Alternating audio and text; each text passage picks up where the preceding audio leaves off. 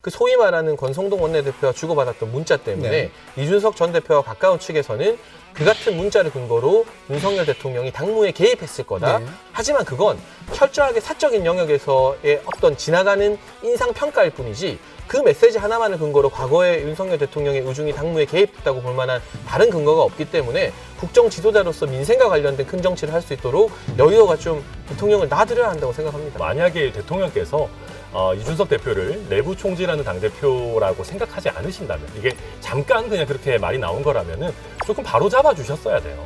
근데 그 바로 잡아 주시는 부분이 없었기 때문에 당내에서 소위 말해서 윤심이 이준석을 버렸구나라는 평가가 나오는 것이고요. 저는 그게 이 모든 당내 분란의 시작이라고 생각하거든요. 자, 대통령의 입장에서 당무에 직접 개입하지 않는 것, 형식적으로 올바른 일이기도 하지만 이른바 체리 따봉이라고 하는 그 사건에서 나타났듯이 이 대통령이 관여가 안 돼 있었다라고 또 말할 수 없는 되게 곤란한 상황입니다. 그래서 이 사태의 핵심은 결국 이준석 대표와의 갈등이 윤석열 대통령과의 갈등이다라고 보는 그런 의견이 없을 수가 없는데요. 이준석 대표에게는 큰 정치, 통 큰 정치, 이렇게 이런 것들을 많이 좀 주문하시고 윤 대통령에게는 좀 이해와 국민적인 미안함 이런 것들이 이제 많이 비치거든요. 사실은 이제 비슷하게 좀 큰 정치들을 해야 되는 거잖아요. 윤 대통령에게 필요한 큰 정치는 뭔 것 같아요? 그러니까 여의도에 있는 어떤 전무를 하는 정치인들과 이제 국민에 의해 선출되어서 국정 지도자, 이제 대통령이 된 분의 어떤 입장이나 메시지의 결은 저는 굉장히 많이 달라야 한다고 생각을 해요. 그래서 대통령이 해야 될 큰 정치는 저는 처음부터 끝까지 민생과 경제를 챙기는 것이라 생각하고, 윤석열 대통령도 사실 국민의힘 상황 보면 왜 안 답답하겠습니까? 이게 지금 뭐 하는 일입니까? 솔직히 제가 천하람 변호사 이렇게 자주 만나서 우리 정당 이야기를 이렇게 해야 될지 모르겠습니다. 사실 같은 편에 서서 민주당과 토론해도 모자랄 마당에.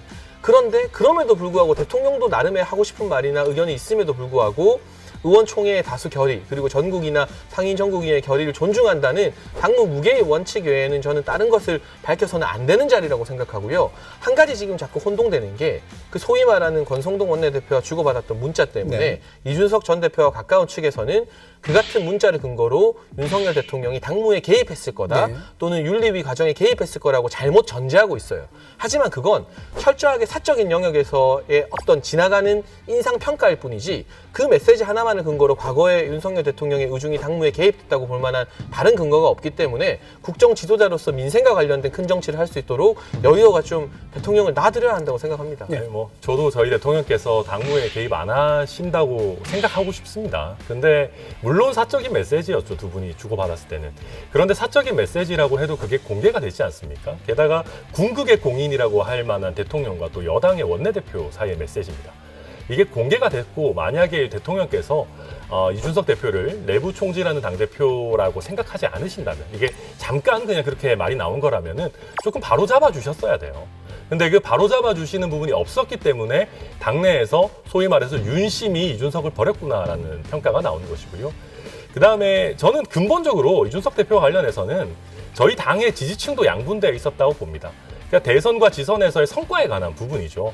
이준석 대표가 아니었다면 대선에서 과연 이길 수 있었겠느냐, 2030과 정치 저관여층, 중도층의 마음을 잡을 수 있었겠느냐라고 하는 분들이 있고, 이준석 대표가 두 번이나 분탕을 쳐가지고 더 큰 표차로 이길 걸 이거밖에 못 이겼다라고 아쉬워하는 분들도 계실 겁니다.